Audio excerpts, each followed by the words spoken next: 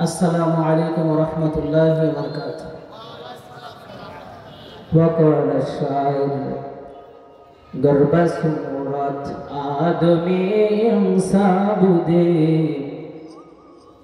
गर्भ सूरत आदमी साबुदे अहमद अबू जहल हम एक साबुदे आदमीरा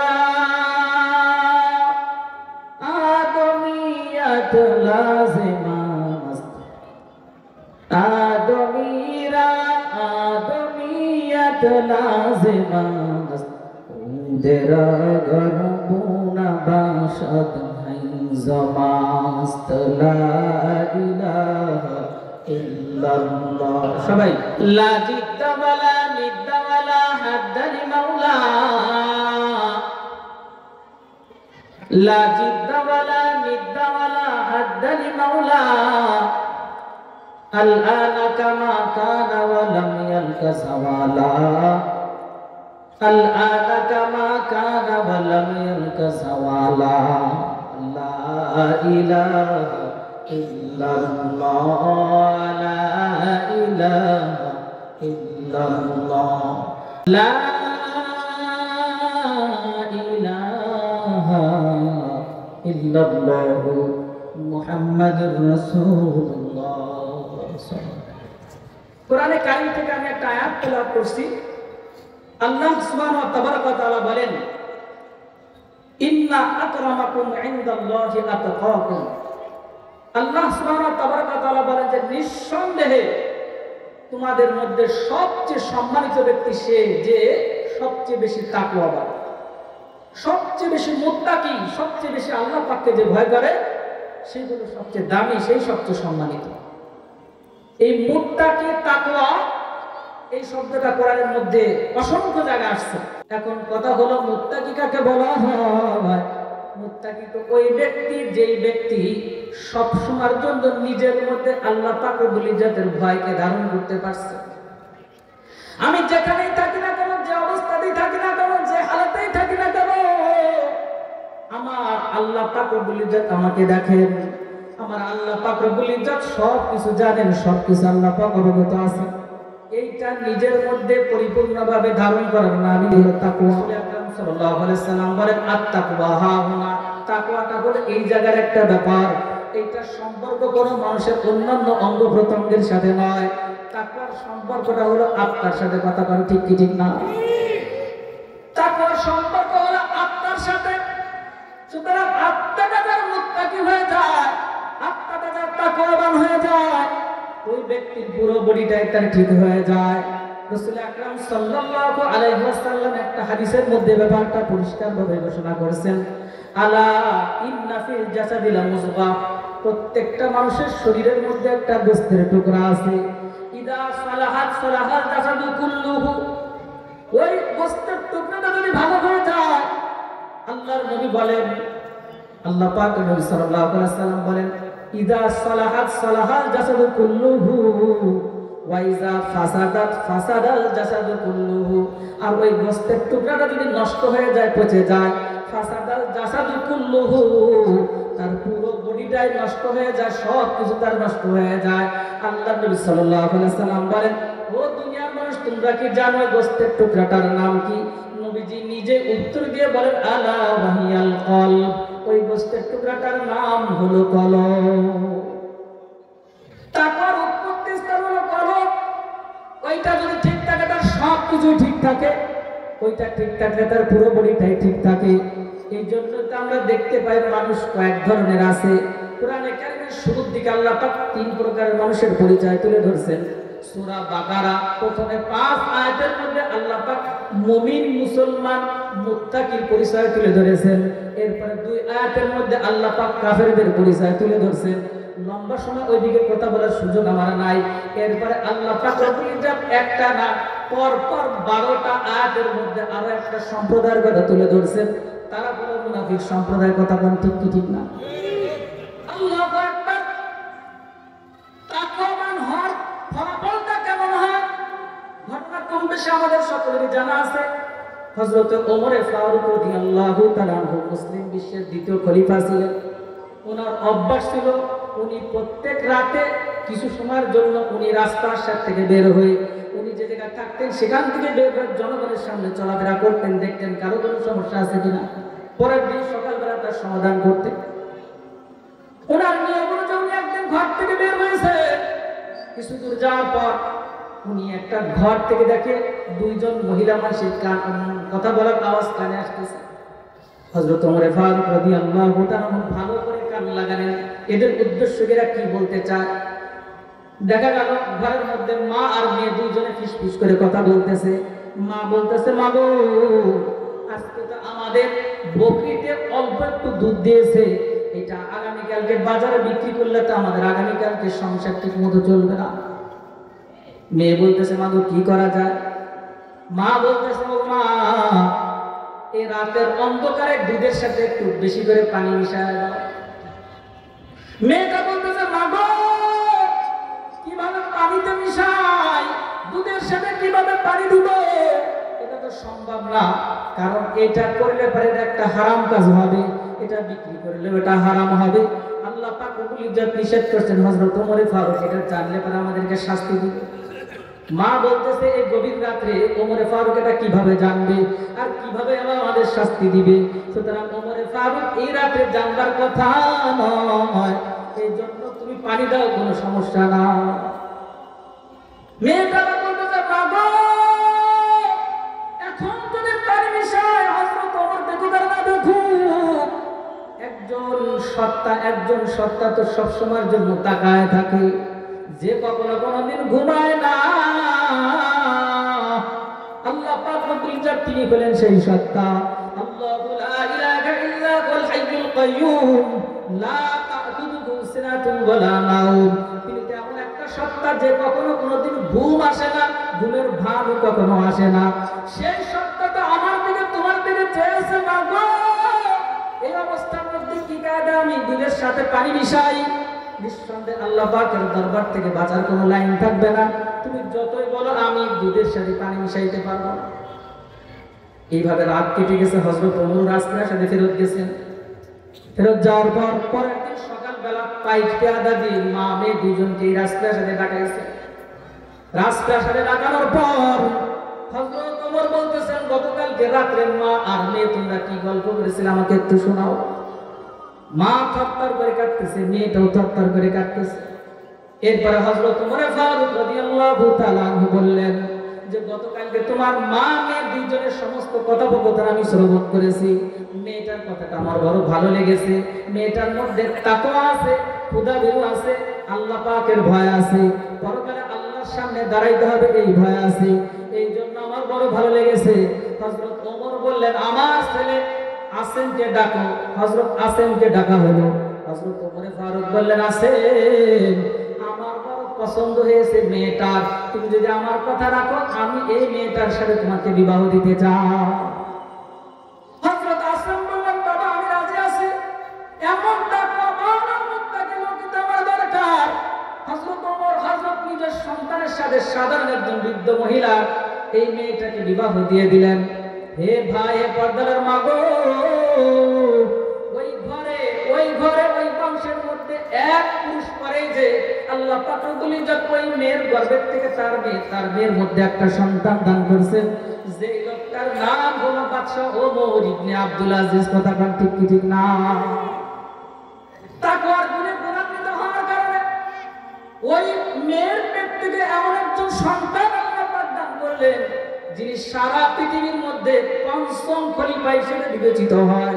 চার খলিফা হযরত আবু বকর, হযরত ওমর, হযরত আলী আর হযরত উসমান, এর মধ্যে পঞ্চম খলিফা হিসেবে যাকে গণ্য করা হয়, যদিও তিনি চার খলিফার থেকে বেশ পরে দুনিয়াতে আসছেন, এরপরও তাকে পঞ্চম খলিফা হিসেবে গণ্য করা হয়।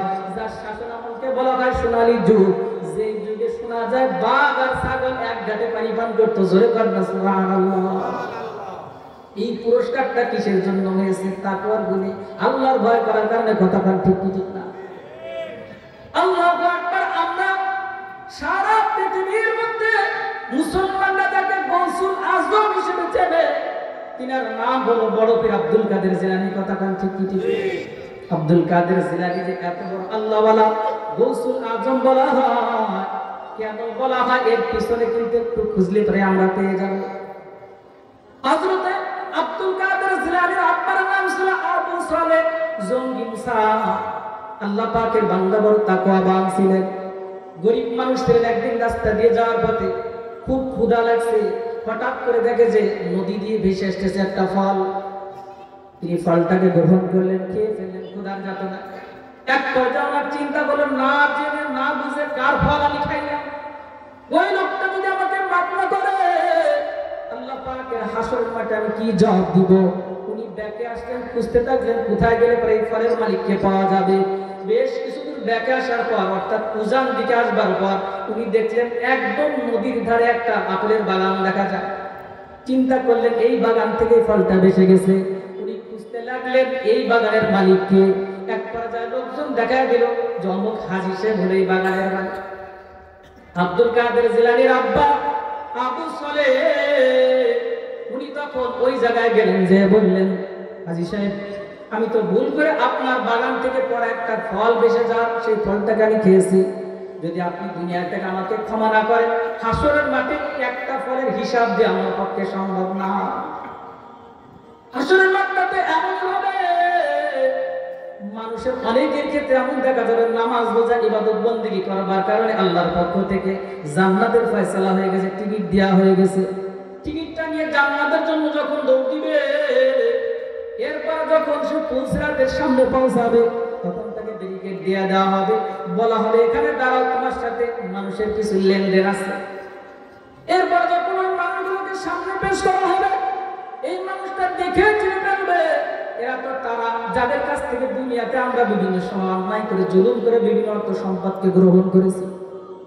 এরপর ওই মানুষগুলোকে বলা হবে তুমি তোমার সব কিছুকে প্রাপ্য বুঝে নাও।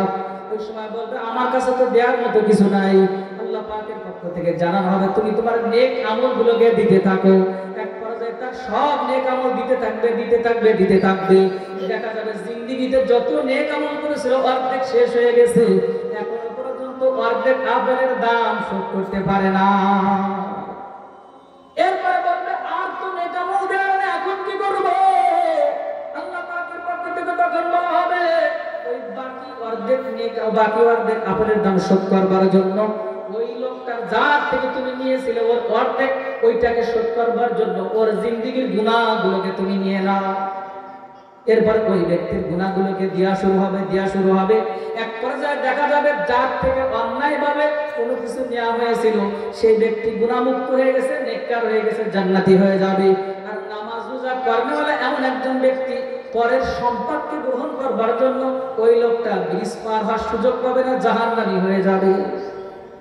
আব্দুল কাদের জিলানীর আব্বা আবু সালেহ মুসা তিনি চিন্তা করলেন পরকালের হিসাব বড় কঠিন হবে, এই জন্য দুনিয়াতে মাফ করানো দরকার। উনি কায়মনবাদকে হাজী সাহেবের সামনে হাত জোর করে বললেন বাবাজি আমি একটা ফল ভুল করে খেয়ে ফেলেছি, আমাকে একটু মাফ করা যায় কিনা? হাজী সাহেব চিন্তা করলেন এত বড় তাকওয়াবান মানুষ, পরেশগার মানুষ, এই মানুষটাকে কি এইভাবে ছেড়ে দেওয়া যায়? বললেন বাবা আল্লাহওয়ালা মানুষ ফল খেয়েছে, এত তাড়াতাড়ি কি মাফ করা যায়? যদি ক্ষমা পাইতে চাও আমার বাড়িতে তোমাকে 1 বছর তোমাকে কাটাতে হবে। বললেন তাও রাজি আছে, কিন্তু আমি পরকালে মাফ পাইতে চাই, এই জন্য আমি আপনার বাড়িতে 1 বছর থাকবো, আমার কোনো আপত্তি নাই। 1 বছর পর্যন্ত সেখানে থাকলেন, থাকবার পর বলে এবার আমাকে মাফ করে বিদায় দেন। হাজী সাহেব বলে ও বাবা ফল খেয়েছে, এত তাড়াতাড়ি কি মাফ করা যায়? আরো 1 বছর আমার বাড়িতে তোমার থাকা লাগবে। এরপর আরো 1 বছর থাকলেন। 2য় বছর পার করার পরে বলতেছে এবার আমাকে ক্ষমা করে বিদায় দেন। বলে যে এত তাড়াতাড়ি মাফ করা যায়, আরো 1 বছর থাকা লাগবে। 3য় বছর পার করার পর বলে এবার আমাকে একটু বিদায় দেওয়ার ব্যবস্থা করো। বলে বিদায় দিতে পারি, ঠিক আছে, কিন্তু এখনো পর্যন্ত মাফ করার মতো পরিবেশ তৈরি হয় নাই। তুমি যদি মাফ পাইতে চাও তাহলে তোমার আরো একটা কাজও করা লাগবে। বলে কি কাজ? বলে আমার ঘরে একটা মেয়ে আছে, মেয়েটা আমার বধির, মেয়েটা আমার কালা, মেয়েটা আমার কথা শোনে না, মেয়েটা আমার কথা বলতে পারে না, মেয়েটা আমার পুরা, মেয়েটা আমার লোলা, মেয়েটা আমার বোবা। এমন একটা মেয়ে আছে মেয়েটাকে যদি বিবাহ করে নিজের স্ত্রী বানাইতে পারো তাহলে মনে হয়তো তোমার আমলের দাম আমি মাফ করব। আব্দুল কাদের জিলানীর আব্বা আবু সালেম মুসা তিনি বললেন, হাজী সাহেব বড় মুসিবতের মধ্যে পড়ে গেছি, কিন্তু দুনিয়ার এই সামান্য কষ্ট আমার কাছে কষ্ট না, কিন্তু পরকালে কিভাবে আমি মাপ পাইতে পারি, এই জন্য আমি এই কথার উপরেও রাজি হয়ে গেলাম। এক পর্যায়ে বিবাহ শাদী হয়ে গেছে, না দেখা দিদির উপরে উনি তো আসলে বিবাহ করছেন পরকালে বাঁচা রাখার কথা কান ঠিক কি ঠিক। বিবাহ হয়ে গেছে বাসর রাতে, আবু সালেম মুসা বাসর ঘরের মধ্যে ঢুকছেন, ঘরের মধ্যে ঢুকে দেখে ওনার শ্বশুর যা বলেছিল তার থেকে সম্পূর্ণ ব্যতিক্রম একটা মেয়ে ঘরে ঘর করে বসে আছে। পূর্ণিমার চাঁদের থেকে দেখতে সুন্দর, যেমন উঁচু লম্বা তেমন তার সুশ্রী, এত সুন্দর চেহারা বা মানুষ ইতিপূর্বে উনি কখনো দেখেন। এরপরে উনি ওইটা দেখে হঠাৎ করে ঘর থেকে দৌড়ে বের হয়ে গেছেন, কারণ তো তাকওয়াবান পরেশগার মানুষ। ফেরত যে বলতেছেন শ্বশুরকে, আপনি আমার সাথে এমন একটা ধোঁকাবাজি না করলেও তো পারতেন, 3টা বছর খাটাইলেন, ঠিক আছে মেনে নিলাম, এরপর আবার আপনি আমাকে গুনার একটা কাজ করবার জন্য ভিতরে ঢোকালেন, সে তো আমার স্ত্রী না, বিবাহের আগে আপনি বলছেন যে তোমার স্ত্রী হবে এরকম এরকম, কিন্তু কোনোটাই তো পাচ্ছি না। এক পর্যায়ে শ্বশুর বলতেছে, হ্যাঁ ওটাই আমার মেয়ে, ওটাই তোমার স্ত্রী। বলে তাহলে কেন বললেন অসুন্দর কালো? বলে আমার মেয়েটাকে আমি কালো এর জন্য বলেছি যে ইতিপূর্বে কখনো কোনোদিন বালে ঘর পর থেকে আমার মেয়েটাকে কখনো কোনোদিন কোনো পরপুরুষে দেখে নাই। বলে তা নয় বুঝলাম, কিন্তু কি করে বললেন মেয়েটা আপনার বোবা, অথচ সে সুন্দর সুললিত কণ্ঠে কথা বলতে পারে? শ্বশুর বললেন, আমি তাকে বোবা এই জন্য বলেছি, আমার জানা মতে বালে ঘর পর থেকে সে কখনো কোনোদিন কোনো পরপুরুষের সাথে হাসি তামাশা করে কথা বলে। মেয়েটা আমার কোনোদিন কোনো অশ্লীল কথা কোনো পরপুরুষের সাথে কথাবার্তা শোনেও নাই, এই জন্য আমি তাকে বলেছি বধির। মেয়েটা আমার কখনো কোনোদিন নিজের পায়ে হেঁটে এমন কোনো জায়গায় যায় না যেখানে গেলে পরে গুনাহ হয়, এই জন্য আমি বলেছি আমার মেয়েটা আমার লোলা। বাবারে সব কিছু ঠিক আছে, 3টা বছর তোমাকে রাখবার মূল কারণ ছিল যখন তুমি এই ফলের দাম শোধ করবার জন্য এসেছো, তখন চিন্তা করলাম এরকম তাকওয়াবান মানুষ পাওয়া বড় সহজ নয়। আল্লাহ পাক আমাকে সম্পত্তি দিয়েছে, এই সম্পত্তি দিয়ে কি করব? একটা মেয়েকে আমি এমন একজন তাকওয়াবান মানুষের হাতেই তুলে দিতে চাই। এই জন্য আমি আমার স্ত্রীর কাছে খোঁজ নিয়ে দেখলাম মেয়েটা আমার বালেগা হয়েছে কিনা, কিন্তু খোঁজ নিয়ে দেখলাম মেয়েটা আমার বালেগা হয় নাই। এই জন্য 1 বছর দেরি করাইলাম, 2য় বছর খোঁজ দিলাম তখনও বালেগা হয় নাই, এই জন্য আরো 1 বছর দেরি করাইলাম। এরপরে আবার খোঁজ নিয়ে দেখলাম বালেগা হয় নাই, 3য় বছর দেরি করাইলাম। এরপরে যখন সে বিবাহ উপযুক্ত হয়েছে তখন তোমার সাথে বিবাহের ব্যবস্থা করে দিলাম। আল্লাহু আকবার। দেখেন আমি যে কথাটা বুঝাইতে চাই, অমন পর্দানিশীল মা আর এমন তাকওয়াবান বাবার শ্বাস ধরে আল্লাহ পাক রব্বুল ইজ্জত এমন একটা সন্তান দান করছেন, যে সন্তান হলো সারা পৃথিবীর সব মুসলমানদের কাছে গৌসুল আজম বড় পীর আব্দুল কাদের জিলানী। কথা বল ঠিক কি ঠিক না? তাকওয়ার গুণ এমন গুণ, তাকওয়ার পাওয়ার এমন পাওয়া। অনেকেই আমাদের অভিযোগ সন্তানটা আমার কথা শোনে না, স্ত্রী আমার কথা শোনে না, এলোমেলো জীবন যাপন করে, বড় অশান্তির মধ্যে আছি। খোঁজ নিয়ে দেখেন নিজের জীবনটা কতটুকু তাকওয়ার গুণে গুণান্বিত করে সাজাইছে। এই জন্য আমি যে কথাটা বলতে চাই, ইমানদার আমরা নিঃসন্দেহে, ইমানদার না হলে এই মাঠে আসতাম না, ইমানদার না হলে মাথার মধ্যে টুপি লাগাইতাম না, ইমানদার না হলে নামাজের জন্য মসজিদে যাইতাম না, ইমানদার না হলে সুন্নাতকে ভালোবাসতাম না। কিন্তু আল্লাহ পাক রব্বুল ইজ্জত ইমানদারদেরকে ডাক দিয়ে এক জায়গায় না, কোরআনে কারীমের অসংখ্য অগণিত জায়গায় বলছেন, ইয়া আইয়ুহাল্লাযীনা আমানুত্তাকুল্লাহ। আল্লাহ পাক কোরআনে কারীমের বহু জায়গায় বলছেন, ইয়া আইয়ুহাল্লাযীনা আমানুত্তাকুল্লাহ। হে ঈমানদাররা, আল্লাহ পাককে ভয় করো, আল্লাহ পাককে ভয় করো। এই আল্লাহ পাকের ভয়ের গুণটা অর্জন করার মধ্যে দুনিয়া আর আখিরাতের কামিয়াবি। আল্লাহু আকবার। আব্দুল্লাহ ইবনে মুবারক নামক একজন ব্যক্তির নাম কি কখনো শুনছেন? যেই মানুষটা ইমাম বুখারী রাহমাতুল্লাহ আলাইহির দাদা উস্তাদ ছিলেন আব্দুল্লাহ ইবনে মুবারক। হাদিসের বড় বড় কিতাব পড়তে গেলে তার নাম না নিয়ে হাদিসের কিতাব পড়া বড় কঠিন হয়ে যায়। এই আব্দুল্লাহ ইবনে মুবারকের আব্বা মুবারক রাহমাতুল্লাহি আলাইহি, উনি একজন মানুষের একজন আপনার বড় মাপের একজন জমিদারের আওতায় উনি গোলাম ছিলেন। গোলামি করতে করতে একদিন ওনার দায়িত্ব দেওয়া হয়েছে একটা বাগানের মধ্যে ফল এগুলোকে সংরক্ষণ করবার জন্য। ওনার মালিক একদম ঘুরতে ঘুরতে ঘুরতে ঘুরতে মুবারক রাহমাতুল্লাহ আলাইহি যে অঞ্চলের জিম্মাদার সেখানে চলে গেছে।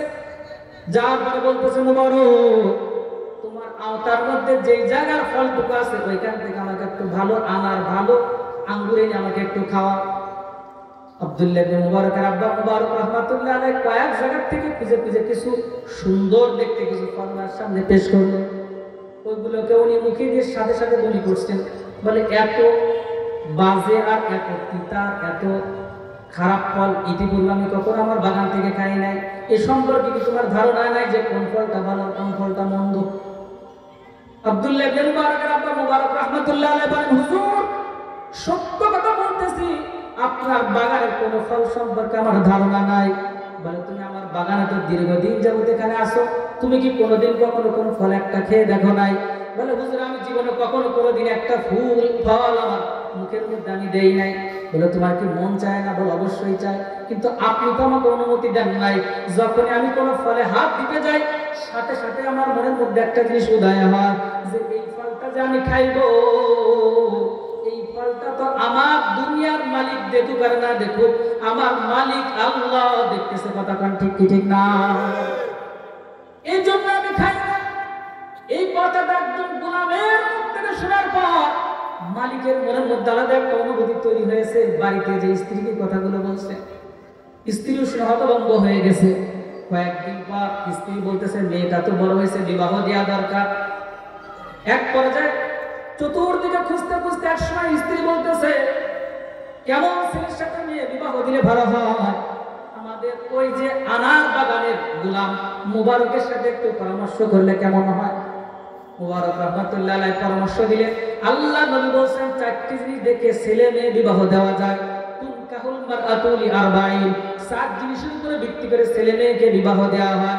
এর মধ্যে একটা হলো তার বংশ, একটা হলো তার সৌন্দর্য, একটা হলো তার সম্পদ, আর একটা হলো তার দ্বীনদারিত্ব। ফাজফার বিজাতিদ দ্বীন, এর মধ্যে দ্বীনদারিত্বকে প্রাধান্য দিতে হবে। দিলে পরে বড় ভালো হবে, আর না দিলে তাইবাত এদাই, আপনার হাত ধ্বংস হয়ে যাবে, আপনি ক্ষতিগ্রস্ত হয়ে যাবেন। মুবারক রাহমাতুল্লাহ আলাইহি এরকম সুন্দর পরামর্শ দেওয়ার পর ওই মালিক ওনার স্ত্রীর কাছে এসে বলে, এই তো বললে, এখন কি করা যায়? স্ত্রী বলে, এরকম গুণ বিশিষ্ট ছেলে পাওয়া তো বড় দুষ্কর ব্যাপার। খুঁজতে থাকেন, কয়েকদিন করে খুঁজোই কায়দার করে দিনদার মানুষ পায় নাই। একদিন স্ত্রী খুব সুন্দর একটা মুহূর্তে স্বামীকে উদ্দেশ্য করে বলতেছে, বহুত তো খোঁজাখুঁজি করলেন, পাইলেন না, আমার পক্ষ থেকে একটা পরামর্শ হলো, আমাদের ওই আনার বাগানের মুবারকের সাথে মেয়েটাকে দিয়ে দেওয়া যায় কিনা? স্বামী বলতেছে, এটাও তো ভাবছি, কিন্তু আমি সাহস করে তোমাকে বলতে পারি নাই। বলে, আমরা না হয় রাজি হলাম, কিন্তু আমাদের মেয়েটা কি রাজি হবে? মালিক তার মাকে দিয়ে অর্থাৎ মেয়ের দাদিকে দিয়ে এই কথাগুলো তার মেয়ের কাছে শোনাইছে। মেয়েটা বলছে, দীর্ঘদিন যাবৎ মায়ের মুখ থেকে মুবারকের তাকওয়ার গুণ শুনতে শুনতে আমিও কেমন যেন তার প্রতি ভক্ত হয়ে গেছি। কারণ যে মানুষটা আল্লাহর ভয়ে ফলে হাত দেয় না, মাসকে মাস যুগকে যুগ পার হয়ে যায়, আল্লাহ পাকের ভয়তে কোনো ফলের মধ্যে সে হাত দেয় নাই, আমার বিশ্বাস সে কখনো কোনোদিন চোখের খেয়ানত করবে না, আমার বিশ্বাস কখনো কোনোদিন স্ত্রীকে ঠকাইবে না, আমার ধারণা কখনো কোনোদিন সে অন্যায় অবৈধ কোনো কাজ করবে না। এই জন্য আমি এমন ছেলেকে বিবাহ করতে পরিপূর্ণ রাজি আছি। সুবহানাল্লাহ। বাপ পরের দিন মুবারকের কাছে প্রস্তাব নিয়ে গেছে, কি করা যায়? আমি আমার মেয়েকে তোমার সাথে বিবাহ দিতে চাই, তুমি কি বলো? মুবারক বলে, হুজুর এটা কি হয়? আপনি বলেন মনিব, আমি হলাম গোলাম, কি করে সম্ভব? আপনার সম্পত্তি কোথায়? আমার সম্পত্তি তো জিরো। মালিক বলতেছে, মুবারক এখানে সম্পত্তির কোনো ব্যাপার নাই, তুমি যে আমাকে রাসূলের হাদিস বলে পরামর্শ দিয়েছো দিনদারিত্ব, এই জন্য আমি দিনদারিত্ব প্রাধান্য দিয়ে তোমার সাথে আমার মেয়েটাকে দিতে চাই। সুতরাং তুমি যদি রাজি থাকো আমার পরিবারের কোনো আপত্তি নাই। হযরত মুবারক চুপ হয়ে গেলেন। এবার মালিক বললেন, মুবারক আমার সমুদায় সম্পত্তির অর্ধেক এখন তোমার নামে দিয়ে দিলাম, এখন বলো তুমি কি গরিব নাকি ধনী? বলে, হ্যাঁ এখন তো ঠিক আছে। বিবাহ হয়ে গেছে। এই দুই তাকওয়াবান ব্যক্তির ঘরে আল্লাহ পাক রব্বুল ইজ্জত এমন একজন মুহাদ্দিসকে পাঠাইলেন, জগৎ বিখ্যাত মুহাদ্দিস ইমাম বুখারীর দাদা উস্তাদ আব্দুল্লাহ ইবনে মুবারক রাহমাতুল্লাহি আলাইহি। আমি যে কথাটা বুঝাইতে চাই, এরকম হাজার হাজার ঘটনা আমাদের সামনে আছে। তাকওয়ার জিন্দেগি অবলম্বন করবার কারণে এই কায়দার দুনিয়াও পেয়েছে, আখিরাতও পেয়ে গেছে। যুবকদেরকে অনুরোধ করে বলে, ভাই জীবনটাকে এলোমেলো করে কাটায় না, অবৈধ সম্পর্ক করে কাটায় না, মেয়েদের পিছনে তোমরা কাটায় না। অবৈধ সম্পর্কটা নিঃসন্দেহে দুনিয়ার জন্য সবচেয়ে বড় খতরনাক জিনিস, সবচেয়ে বড় ক্ষতিগ্রস্ত তার পথ। এখন তো যুবক যুবতীদের কথা কি বলবো, বহুত মা বোনেরা পর্যন্ত এমন আছে, বহুত পুরুষ পর্যন্ত এমন আছে, ঘরে স্ত্রী আছে, সন্তান আছে, তারপর অবৈধ সম্পর্কের সাথে যারা আছে, কি আছে না? হাজার হাজার ঘটনা এমন আছে। এই সম্পর্ক হওয়ার পেছনে মূল কারণ হলো আল্লাহ পাকের ভয় নাই, আল্লাহ পাকের ভয় নাই। আল্লাহ পাকের ভয় ছাড়া এইটা কখনো কোনোদিন এই সমস্ত থেকে বাঁচা সম্ভব করা নয়। ও যুবক, আজকে তুমি চিন্তা করতেছো আমি কিভাবে চলবো, আমার জীবন কিভাবে চলবে। চলানোর মালিক হলেন আল্লাহ, খাওয়ানোর মালিক হলেন আমার আল্লাহ, সুন্দর জীবন দেওয়ার মালিক হলেন আমার আল্লাহ। তাকে অবলম্বন করে জীবনটাকে এমন করে যদি কেউ সাজাইতে পারে, সে পুরুষ হোক আর মহিলা হোক, ওই ব্যক্তির জিন্দেগিতে কখনো কোনো দিন মুসিবত বলে কোনো জিনিস ওইভাবে আসবে না। আর যদি আসো, ধৈর্য ধারণ করার মতো পরিপূর্ণ ক্ষমতা দিয়ে দেবেন আল্লাহ। তাকওয়ার জিন্দেগি অবলম্বন মানে হলো আমার সামনে হারামের সুযোগ আসবে, আমি হারাম নিব না। আমার সামনে হারাম কার সুযোগ আসে, আমি হারাম খাইব না। আমার জিন্দেগিতে বহুত সুযোগ আসবে হারাম কাজ করার, আমি করব না। আমার সামনে সুযোগ আসবে জিনা ব্যভিচার করার, আমি জিনা ব্যভিচার করব না। আমার সামনে সুযোগ আসবে মদ গাঁজা গ্রহণ করার, আমি করব না। আমার সামনে সুদ ঘুষ নেওয়ার সুযোগ আছে, আমি নিব না। আমার সামনে অবৈধ বহুত পথ পদ্ধতি খোলা থাকবে, আমি গ্রহণ করব না। কেন করব না? কার ভয়ে? বলেন কার ভয়ে? আল্লাহ পাক রাসূল সাল্লাল্লাহু আলাইহি ওয়াসাল্লাম বলেন, মান তারাকা শাইয়ান লিইত্তিকা আল্লাহ, যে ব্যক্তি আল্লাহর ভয়ে কোনো গুনাহকে ছেড়ে দেয়, কোনো অবৈধ পাপপন্থাকে ছেড়ে দেয়, আল্লাহ পাকের নবী সাল্লাল্লাহু আলাইহি ওয়াসাল্লাম বলেন, আতাহুল্লাহ, আল্লাহ পাক তাকে দান করবে খায়রাম মিনহু, যে জিনিসটাকে সে পরিত্যাগ করেছে তার থেকে আরো শত শত গুণ উত্তম জিনিস। জোরে কান সুবহানাল্লাহ। আল্লাহ পাকের এক বান্দা যুবক মানুষ হজে গেছে, হজ করতেছে, তাওয়াফ করতেছে, করতে করতে হঠাৎ করে তার সামনে একটা ব্যাগ একটা পুটুলি পড়ছে। ব্যাগটাকে হাতে নিয়ে মুখটাকে খুলে তাকায় দেখে ওর মধ্যে অনেকগুলো স্বর্ণ মুদ্রা, অনেকগুলো সোনার অলংকার। যুবকের মনের মধ্যে একবার ভাসছে, এইগুলো নিয়ে যদি কোনো মতো বাড়ি যাইতে পারি, গেলে পারে আমার জীবনটা একদম লালে লাল হয়ে যাবে। তারপর পরে আবার স্মরণ হয়েছে, এইটাকে যদি আমি নেই তাহলে তো আমার আল্লাহ পাক বেজার হয়ে যাবে। সাথে সাথে মনটাকে ফেরত নিয়ে আসছেন, না এমন কাজ করা যাবে না। মালিককে খোঁজা শুরু করছেন, মালিককে খোঁজা। এক পর্যায়ে খুঁজতে খুঁজতে দেখেন যে একজন বৃদ্ধ টাইপের মানুষ এরকম ভাবে হতভম্ব হয়ে ঘুরতেছে। এবার উনি চিন্তা করলেন ইনারই মনে হবে, বলে বাবা আপনার কি কিছু হারাইছে? বলে হ্যাঁ আমার একটা থলি হারাইছে। বলে থলির মধ্যে কি আছে, প্রমাণ দিতে পারলে আপনাকে দিয়ে দেওয়া হবে। বলে আমার থলির মধ্যে কয়েক হাজার স্বর্ণ মুদ্রা আর বেশ কিছু স্বর্ণের অলংকার ছিল। মিলায় দেখে যেন কথার সাথে মিলে যায়। এক পর্যায়ে থলিটাকে ওই বৃদ্ধকে ফেরত দেওয়া হলো। বৃদ্ধ এবার এই থলিটাকে সেখান থেকে বেশ কিছু স্বর্ণ মুদ্রা নিয়ে যুবককে বলে তোমাকে হাদিয়া দিলাম। যুবক বলে যে না, এর প্রতি আমার একটা আলাদা আকর্ষণ সৃষ্টি হয়েছিল, এই জন্য আমি আমার মনকে টাইট করার জন্য, কন্ট্রোল করার জন্য আমি এটা গ্রহণ করবো না। সাথে সাথে এটাকে ব্যাকে দিলেন, ফেরত দিয়ে দিলেন। যে যার মতো যেদিকে যাওয়ার চলে গেছে, বৃদ্ধ বৃদ্ধর জায়গা চলে গেছে, যুবক যুবকের জায়গা চলে গেছে। এক পর্যায়ে যুবক তার বাড়িতে ফেরার উদ্দেশ্যে জাহাজ রওনা করছে। কিছু দূর যাওয়ার পর জাহাজটা বিধ্বস্ত হয়ে গেছে।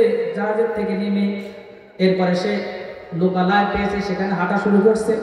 কিছু দূর যাওয়ার পর যে দেখে সুন্দর একটা মসজিদ, মসজিদের মধ্যে সে বসে তেলাওয়াত শুরু করছে। আল্লাহু আকবার। লোকজন নামাজের সময় যখন নামাজ আসছে, সবাই মিলে বলতেছে এত সুন্দর তেলাওয়াত করেন আমরা যুবকই আমাদের নামাজ পড়া। কারণ কয়েকদিন আগে ইমাম সাহেব মারা গেছে, ওনাকে দিয়ে নামাজ পড়ানো হলো। সবাই বড় খুশি, বলে বাড়ি কোথায়? এমন জায়গা দূরের কথা বলছে, অনেক দূর অনেক দূর। এক পর্যায়ে বলছে তুমি যদি মনে করো তাহলে আমাদের এলাকায় তুমি ইমাম হিসেবে থেকে যেতে পারো, আমাদের মসজিদের ইমাম সাহেব মারা গেছে। বলে আমি রাজি আছি। থাকতে থাকতে এক পর্যায়ে এলাকার লোকজন বলতেছে হুজুর আমাদের ইমাম সাহেব একজন মেয়ে রেখে গেছে, মেয়েটাকে যদি আপনি রাজি থাকেন আপনার সাথে আমরা বিবাহ বন্ধনে আবদ্ধ করে দিতে পারি। বলে আপনার বললে আমার কোনো আপত্তি নাই, শুনেছি মেয়েটা নাকি অনেক ধার্মিক, অনেক ভালো, সব কিছু মিলে বিবাহ হয়ে গেছে। যুবক বাসর ঘরে যখন গেছে, যে দেখে পরিপূর্ণ সুন্দর একটা মেয়ে বসা, তার শরীরের মধ্যে বিভিন্ন প্রকারের অলঙ্কার, কানের মধ্যে কানের দুল, গলার মধ্যে গলার হাত, হাতের মধ্যে সুন্দর চুড়ি, নাকে তার নাক ফুল, খুব সুন্দর পরিপাটি করে সাজানো, স্বর্ণ অলঙ্কার দিয়ে সাজানো। যুবক একবার কানের দুলের দিকে তাকায়, একবার তার গলার চেনের দিকে তাকায়, একবার তার চুড়ির দিকে তাকায়। মেয়েটা আবার লক্ষ্য করে দেখে এই স্বর্ণ অলঙ্কারের দিকে তাকাতাকি করে।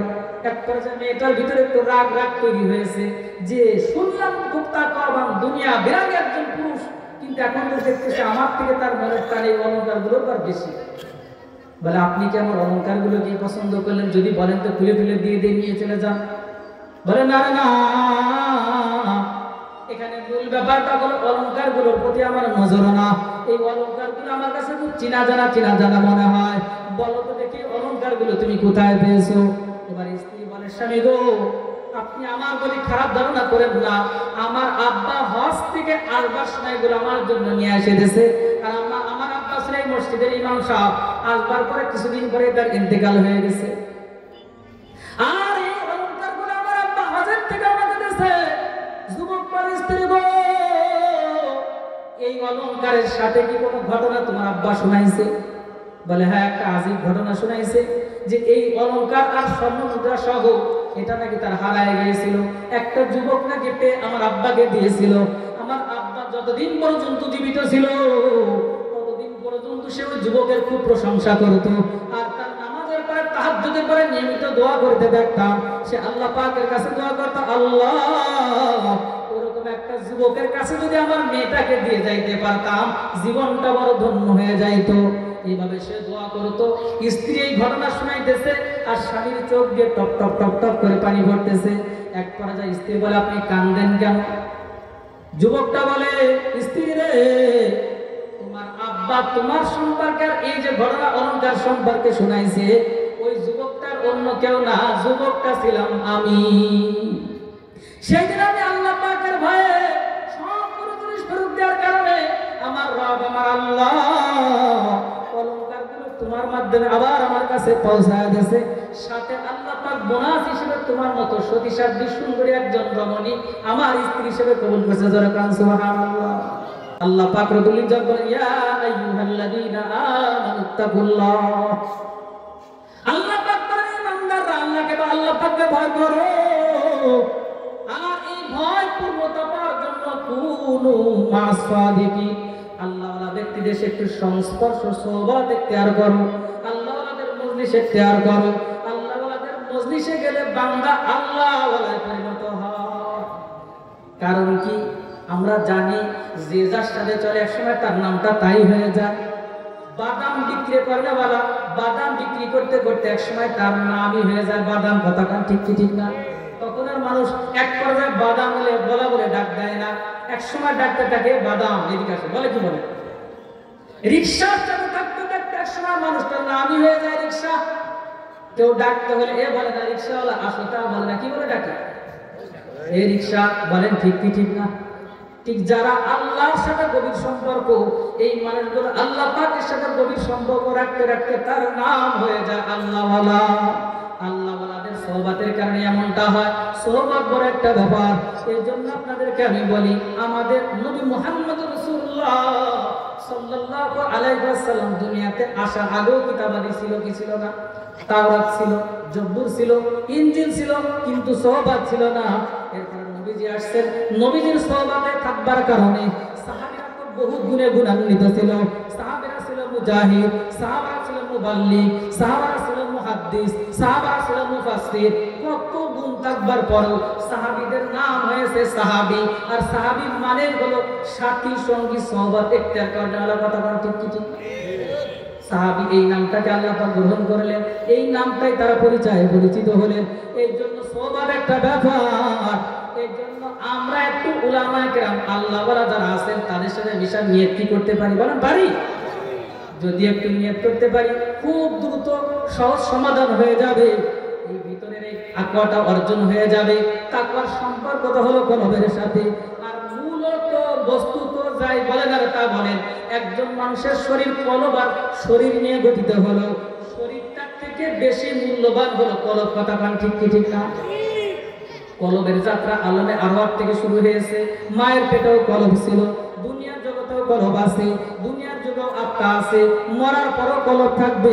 কিন্তু কবরে ঢুকবার পর শরীরটা কিন্তু ঠিক থাকবে না। কথা বলেন ঠিক কি ঠিক না? এই জন্য একজন মানুষ মারা যাওয়ার পর আমরা তার নাম দেই লাশ। কি নাম দেই? আচ্ছা বলেন তো, লাশ তো বলি, লাশের তর্জমা জানা আছে?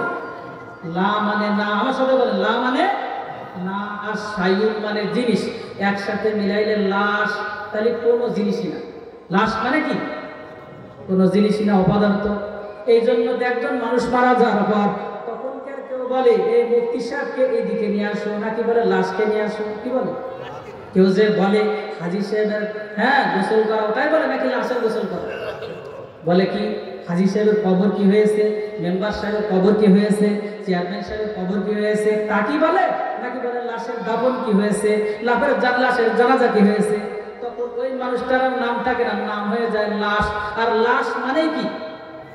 মানে লাশ মানে কি? কোনো জিনিসই না, কোনো পদার্থই না। এই জন্য বস্তুতে একজন মানুষের শরীরের থেকে আত্মার দামটা হলো বেশি, কলবের দামটা হলো বেশি। এটার উপরে বান্দার বিচার হবে। আল্লাহ পাক ওর উপরে ভিত্তি করে নতুন একটা শরীর দিবেন, যার দৈর্ঘ্য হবে 60 গজ লম্বা, 60 গজ লম্বা। এই যে শরীরটা মাটির সাথে মিশে যাবে, এই শরীরটার কোনো মূল্য থাকবে না। অথচ দেখেন তো এই শরীরটার জন্য কি পরিমাণ মেহনত আমরা করি।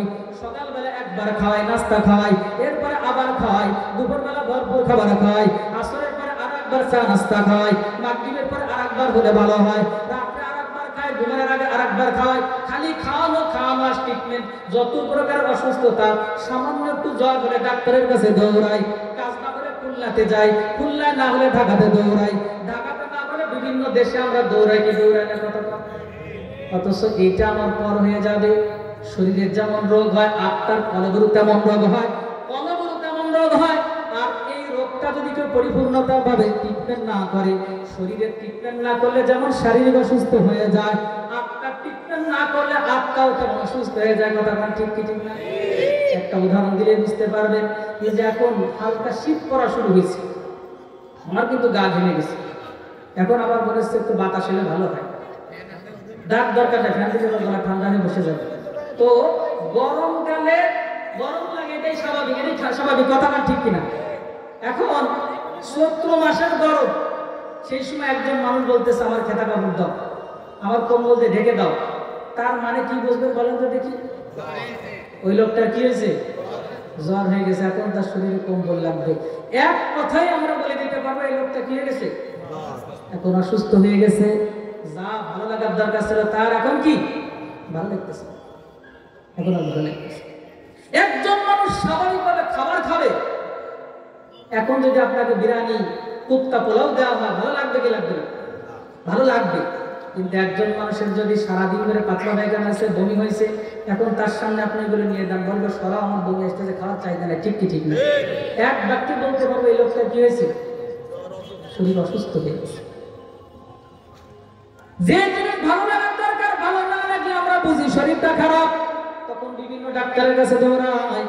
ঠিক এমনই ভাবে একজন মানুষের যা ভালো লাগার দরকার যদি ভালো না লাগে, নামাজ ভালো লাগার দরকার ছিল, নামাজ ভালো লাগে না, রোজা ভালো লাগার দরকার ছিল, রোজা ভালো লাগে না, ওয়াজ ভালো লাগার দরকার ছিল, ওয়াজ ভালো লাগে না, তেলাওয়াত ভালো লাগার দরকার ছিল, তেলাওয়াত ভালো লাগে না, জিকির আজকার ভালো লাগার দরকার ছিল, জিকির আজকার ভালো লাগে না, সুন্নাত মানা ভালো লাগার দরকার ছিল, সুন্নাত ভালো লাগে না, উল্টোটা ভালো লাগে, গান বাদ্য ভালো লাগে, সিনেমা ভালো লাগে, অন্যায় ভালো লাগে, মা বোনদের বেপরদা চলতে ভালো লাগে, গুনাহ করতে ভালো লাগে, অবৈধ সম্পর্ক করে ঘন্টাকে ঘন্টা মোবাইলে কথা বলতে ভালো লাগে, মোবাইলে চ্যাটিং করতে ভালো লাগে, কোরআনে কারিমের তেলাওয়াত ভালো লাগে না।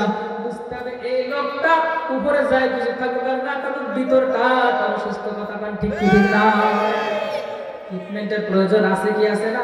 আর এই ট্রিটমেন্টটাই হলো কোন একজন আল্লাহওয়ালার দরবারে যাওয়া। এটা আল্লাহ পাক নিজে বলেছেন, কুনু মা সাদিকিন, আল্লাহওয়ালাদের মজলিসে ইখতিয়ার করো।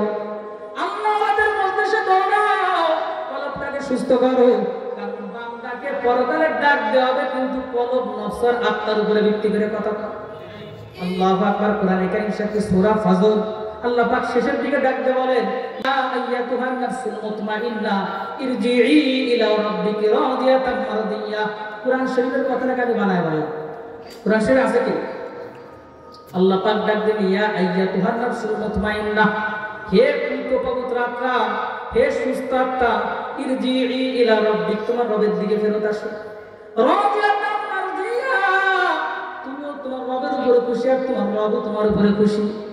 ফাদখুলি ফি ইবাদি, আল্লাহর নেককার বান্দাদের অন্তর্ভুক্ত তুমিও হয়ে যাও। আর ওয়াদখুলি জান্নাতি, আল্লাহ পাকের জান্নাতের মেহমান তুমি হয়ে যাও। তাহলে ডাক হবে কি করে? নাম ধরে নাকি আত্মার ডাক? কথা বলেন, কার ডাক? আত্মার ডাক হয়ে যাবে। এরপরে আবার আল্লাহ পাকের নবী বলেন, হাদিসের মধ্যে পরিষ্কার বলে আসছে, বান্দার আত্মাটা যদি গুনাহ করতে করতে পচা আত্মা হয়ে যায়, নাম ধরে সেখানেও ডাকা হবে না, তখন তাকে ডাক দেওয়া হবে ইয়া আইয়াতুহান নাফসুল খবিসা বলে, হে খবিস আত্মা, তুমি এখন বের হয়ে আসো, শাস্তির জন্য বের হয়ে আসো। সুতরাং ডাকতে হবে কিসের উপরে? মানুষের নাম ধরে নাকি আত্মার উপরে? আত্মার উপরে হবে। এই জন্য আমাদের কাছে দামি কোনটা জিনিস হওয়ার কথা ছিল, শরীর নাকি আত্মা? কিন্তু আমরা তো দাম দেই কোনটাকে বেশি? শরীরকে দাম দিয়েছি। তাহলে কি আমরা সঠিক পথে আছি না বেঠিক আছি? বলেন, সঠিকটা আমাদের দরকার। এই শরীরটা কিন্তু আমার আপনার কোনো উপকারে আসবে না। এই অঙ্গ প্রত্যঙ্গগুলো কিন্তু আমার আপনার পার হয়ে যাবে। হাসরের মাঠ যখন কায়েম হয়ে যাবে, আল্লাহ পাক রব্বুল ইজ্জত সারা জীবনের জিন্দেগিতে কি করছি সেটা শুনতে যাবে। বান্দা বলবে সব ঠিকঠাক ছিল। আল্লাহ পাক বলবেন না, তুমি তো ঠিকঠাক ছিলে না। বলবেন না, আমার সব ঠিকঠাক ছিল। আল্লাহ পাক তখন ডাক দিবেন, কিরামান কাতিবিনা ইয়ালামুনা মা তাফআলুন। দুজন ফেরেশতা সব টপ টপ করে বলে দিবে, এই লোকটা এই করছিল। ফেরেশতা বলবে, আর ওই লোকটা তখন বলবে, আমি এগুলো করি নাই, মিথ্যা বলা বসছে। আল্লাহ পাক বলবেন, ওয়াইদা সুহুবুন শিরাত, আমলনামাটাকে পরিষ্কার সামনে খুলে দাও। আমলনামাকে খুলে দেওয়ার পরে বলবে, এগুলো করি নাই। ভিডিও চালায় দেওয়া হবে, বলবে এগুলো করি নাই। সব বলে এডিট করা। কি করা? এডিট করা। বলে এগুলো আমি করি নাই।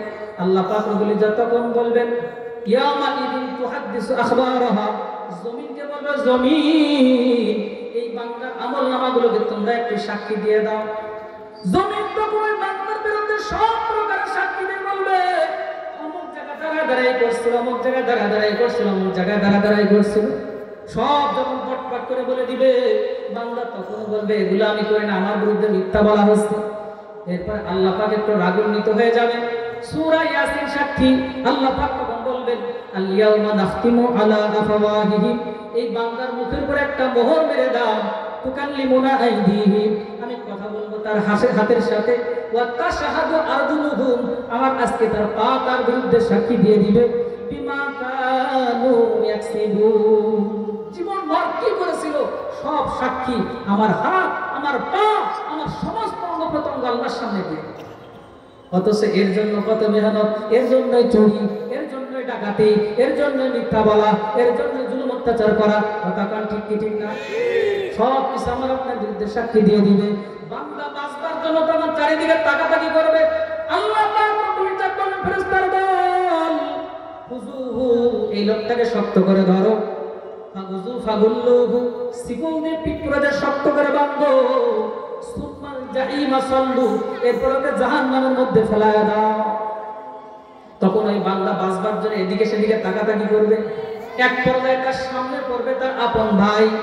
কোরআনে কারীম কি বলতেছে দেখেন, আল্লাহ পাক পরিষ্কারভাবে বলছেন, ওই লোকটা তখন নিজের ভাইয়ের কাছে বলবে, ভাই গো, দুনিয়ার জিন্দেগিতে তুমি আমার বড় আপন ছিলে, কেউ কিছু বললে তুমি সহ্য করতে পারতা না, প্রতিশোধ নিতে, তার বিরুদ্ধে ব্যবস্থা নিতে। ভাই আজকে আমি বড় বিপদে পড়ে গেছি, আমাকে একটু বাঁচানো যায়, একটু নেকি দিয়ে।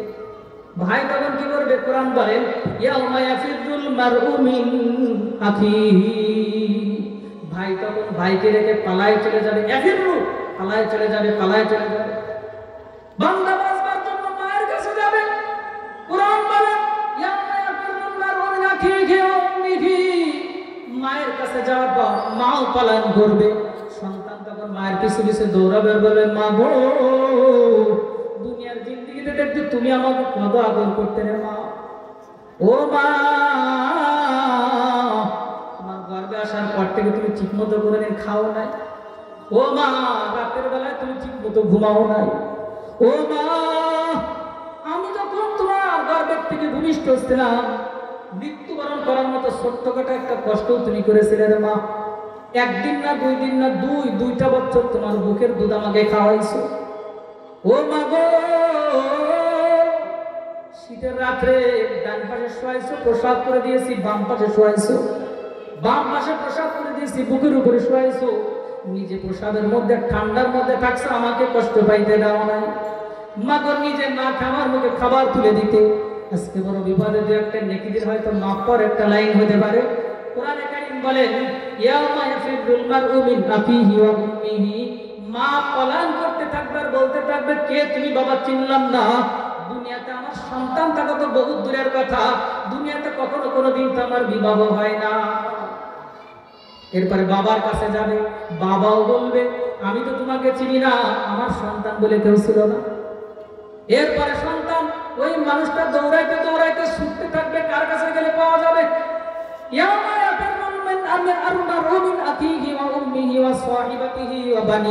বন্ধুর কাছে যাবে, বন্ধু বলবে তোমাকে আমি চিনি না। স্ত্রীর কাছে যাবে, স্ত্রী বলবে চিনি না। স্ত্রী যখন স্বামীর কাছে যাবে, স্বামী বলবে চিনি না।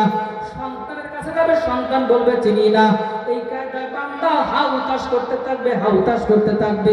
সর্বশেষ তাকে জাহান্নাম ছাড়ার বিকল্প কোনো পথ থাকবে না,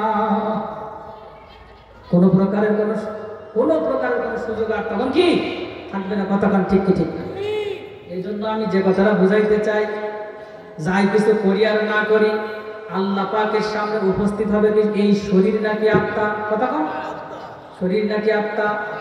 এই জন্য মেহনতটাকে শরীরের উপরে বেশি হওয়ার দরকার নাকি আত্মার উপরে? একটু বা আত্মার উপরে হওয়া দরকার। কিন্তু দুঃখজনক আমরা হাজার চেষ্টা হাজার ভাবে করি, কিন্তু আত্মার সংশোধনের জন্য কোনো চেষ্টা তেমন আমাদের নাই। হুজুর দুনিয়া উল্টো পাল্টা করে ফেলে দেবো, কিন্তু আমি নিজে ভালো হবো। তার মানে কি সবাই ভালো হয়ে যাক? এই দুনিয়ার সবচেয়ে বড় জিনিস হলো নসিহত। আপনি একজনের কাছে যান, চায়ের আড্ডায় বসেন, ইসলাম সম্পর্কে দেখবেন এত পরিমাণ ধারণা আপনাকে দিয়ে দেবে। আপনি আর কতটুকু জানেন, মুফতি সাহেব আর কতটুকু জানে, তার থেকে কয়েকজন বেশি দেখবেন চায়ের দোকান যারা আশেপাশে যারা বসে থেকে তারা বলে কথা বলেন ঠিক কি ঠিক না। নিজের মধ্যে ইসলাম ফিট করা দরকার। এইটা কখনো নিজে কখনো কি করে না চিন্তা ভাবনা।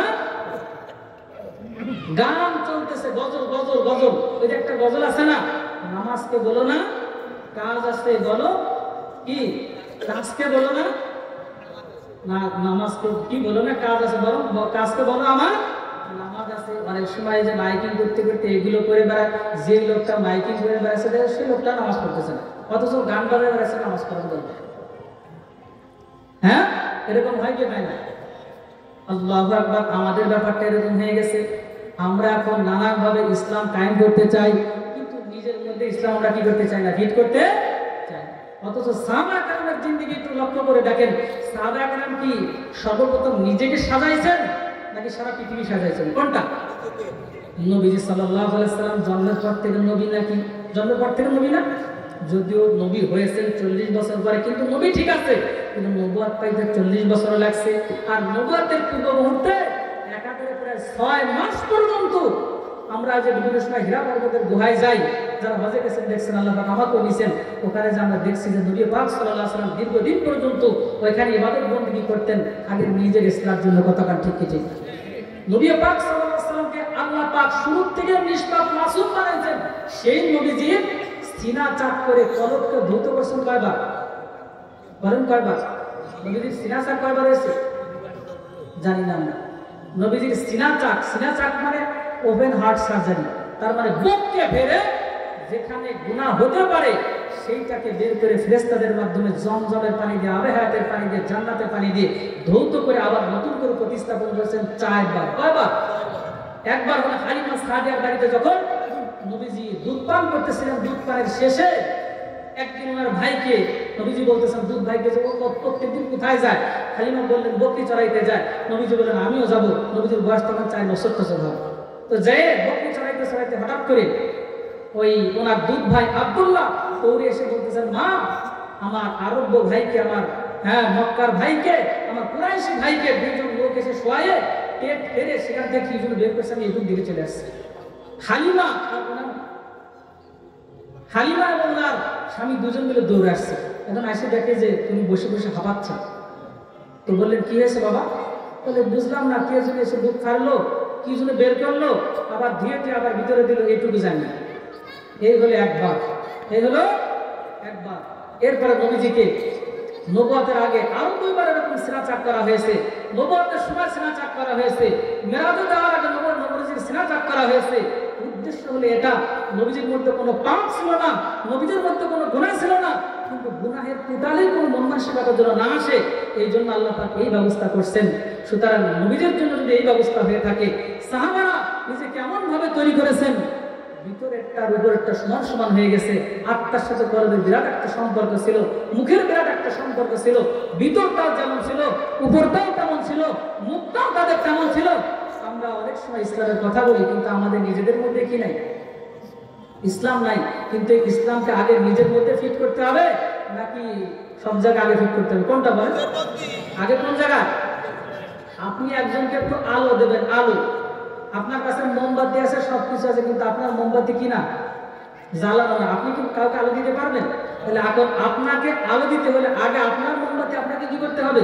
জ্বালাতে হবে। আপনার মোমবাতি যদি জ্বলন্ত থাকে, হাজার হাজার শত শত মানুষকে আপনি জ্বলন্ত মোমবাতির থেকে আলো দিতে পারবেন। আমার বোঝার উদ্দেশ্য হলো সবই ঠিক আছে আলহামদুলিল্লাহ, কিন্তু আগে নিজেটাকে আমরা পরিশুদ্ধ করা দরকার। এই জন্য আল্লাহ আমাদের সহবাদ বলে, হুজুর কোথায় যাবো? মুফতি মুজিবুর রহমান সাহেব দামাত বারকাতুহুর আলিয়ার ওখানে অনেক বড় বড় ওলামায়ে কেরাম আসেন। আমারুল সাহেব দামাত বারকাতুহুর আলিয়ার ওখানে অনেক বড় বড় ওলামায়ে কেরাম আসেন। আমাদের আশরাফুল মাদ্রাসা সুতিঘাটা মাদ্রাসায় প্রত্যেক ইংরেজি মাসের 2য় শুক্রবার সম্ভব হলে দাওয়াত দিয়ে গেলে একটু যাবেন। সেখানে গেলে পরে বুঝবেন যে আমার আপনার জিন্দেগির কত ঘাটতি রয়ে গেছে।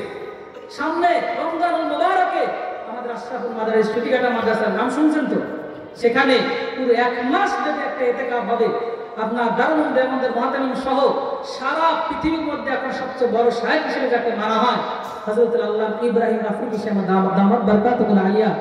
এর আগে 3 বছর আগে একবার ইতিকাফ আমাদের সুতিঘাটাতে হয়েছিল। প্রায় 30টি রাষ্ট্রের থেকে লোক সেখানে অবস্থান করেছিল। এবছর আরো বেশি উপস্থিত হবে ইনশাআল্লাহ। ইব্রাহিম আফরিদি সাহেবের তত্ত্বাবধানে পুরো মাস ইতিকাফ হবে। একটু দেখার নিয়ত যদি হয়, 3টা দিন, 4টা দিন, 5টা দিন একটু থেকে আসার নিয়ত করবেন, দেখবেন আপনার জিন্দেগির ভুলগুলো এমনিতে ধরা পড়া শুরু হয়ে গেছে। আপনার অন্তরের মধ্যে কি ধরনের রোগ আছে এটা ধরা পড়া শুরু হয়ে যাবে। এই জন্য এই সমস্ত মজলিসগুলোতে একটু যাবেন। আপনাদের দাওয়াত দিয়ে গেলাম, প্রত্যেক ইংরেজি মাসের 2য় শুক্রবার আমাদের সুতিঘাটাতে একটু যাইবেন। ওখানে রাত্রে থাকবার ব্যবস্থা আছে, বেডিং পত্র, খাবার দাবার কিচ্ছু টানা লাগবে না, সব কিছুর ব্যবস্থা ওখানে আলহামদুলিল্লাহ আমরা করে থাকি।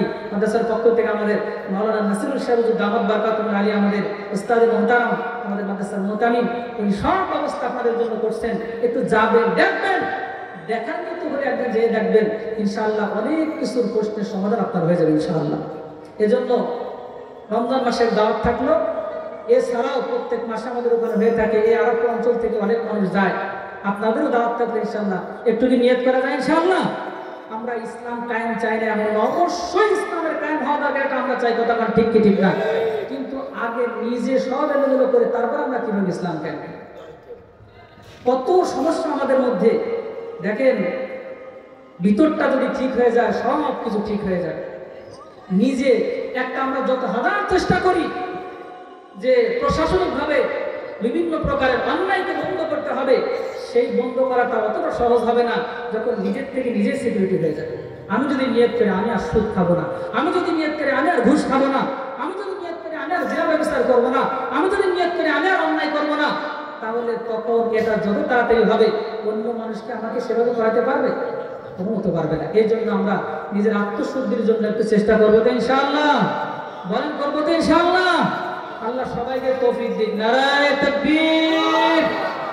একটা হাদিস তেলাওয়াত করছিলাম, তরজমা করে দোয়া করতেছি। রাসূল আকরাম সাল্লাল্লাহু আলাইহি ওয়াসাল্লাম বলেন, মা বোনদের ব্যাপারে, ইদা সাল্লাতিল মারআতু খামসাহা, একজন মা যখন 5 ওয়াক্ত নামাজ পড়বে, ঈমান থাকা লাগবে, ওয়া সামাত শাহরাহা, রমজান মাসে রোজা রাখবে, এরপরে আহসানাত ফারজাহা, নিজের সতীত্বের হেফাজত করবে, পর্দা করবে, ওয়া তাআত বালাহা, স্বামীর খেদমত করবে। এই 4টে কাজ যখন একজন মানুষ করবে, রাসূল আকরাম সাল্লাল্লাহু আলাইহি ওয়াসাল্লাম বলেন, কিলা লাহা, ওই মহিলাকে বলা হবে, উদখুলিল জান্নাহ, তুমি জান্নাতের মধ্যে প্রবেশ করো, বিআই বাবিন শিইতে, যেই দরজাতে খুশি সেই দরজাতে জোরে বলুন সুবহানাল্লাহ। আমার মা বোনেরা, আপনাদের অনুরোধ করে বলি, শুনছি অনেক মা বোনেরা আসছে, বর্তমান মা বোনেরা নামাজ পড়তে রাজি, রোজা করতে রাজি, কিন্তু পর্দার ব্যাপারে কিন্তু মা বোনেরা রাজি না। যশোরের থেকে জিনেদার দিকে এক মাহফিলে যাচ্ছিলাম, রেল স্টেশন মাদ্রাসার মুহাদ্দিস মুফতি আব্দুর রহমান সাহেব রহমানী, আমরা দুজনে একসাথে যাচ্ছি, বেশ কিছুদিন, বেশ কয়েক বছর আগের কথা, কয়েক বছর মানে কিছুদিন আগের কথা। গাড়ির মধ্যে পাশাপাশি বসা একজন মহিলা, উনিও পাশে বসে আছে অন্য সিটে, মাথার থেকে পা পর্যন্ত পুরোপুরি আলাদা মাথান। উনি এবার হুজুরকে উদ্দেশ্য করে বলেন, হুজুর তাহাজ্জুদের নামাজ আমি এইভাবে পড়ি, এরকম করলে কি হয়? কথার মাধ্যমে তিনি বুঝাইতে চাচ্ছেন উনি খুব তাহাজ্জুদ বুঝান, উনি খুব তেলাওয়াত করেন, সবকিছু ঠিকঠাক আছে। আচ্ছা, এই মানুষটা ওইগুলোর থেকে তার শরীরটা বেশি ঠিক হওয়ার দরকার ছিল কিনা কোন, কিন্তু সেটা ঠিক করে নাই, তাহাজ্জুদ নিয়ে পড়ে আছে। ওটাও দরকার, কিন্তু তার আগে এটা ঠিক করার দরকার ছিল। এরকম বহুত পাওয়া যাবে। এই জন্য মা বোনেরা পর্দার দিকে আসা, স্বামীর খেদমত, এটাতে একজন পুরোপুরি উঠে যাওয়া শুরু করছে। 2000 সালের আগের মা বোনেদের অবস্থা আর বর্তমান সময়ের অবস্থা এক নাই। আগের জামানার মা বোনেরা স্বামীর খেদমতকে অবধারিত মনে করতো। আবার পুরুষদেরও কিছু দোষ আছে। আল্লাহ নবী সাল্লাল্লাহু আলাইহি ওয়াসাল্লাম স্ত্রীকে প্রতিযোগিতা করতেন স্ত্রী মানে খুশি করবার জন্য। এজন্য আমরা নিজেরা যেমন স্ত্রীর প্রতি খেদমত পৌঁছাবো, অর্থাৎ তাদের সাথে ভালো ব্যবহার করবো, স্ত্রী তখন আপনার খেদমতের জন্য প্রস্তুত থাকবে। তো এই 4টে কাম যদি কোনো মহিলা করে, আল্লাহ তাকে বলবেন তোমার যেই দরজাতে তুমি সেই দরজাতে জান্নাত জোরে কান সুবহানাল্লাহ। এই জন্য আমার মায়েদের জন্য 4টে কথা বলে গেলাম রাসূলের হাদিস থেকে, আল্লাহ পাক কবুল করুন। এখন আমরা দোয়ার দিকে যাব।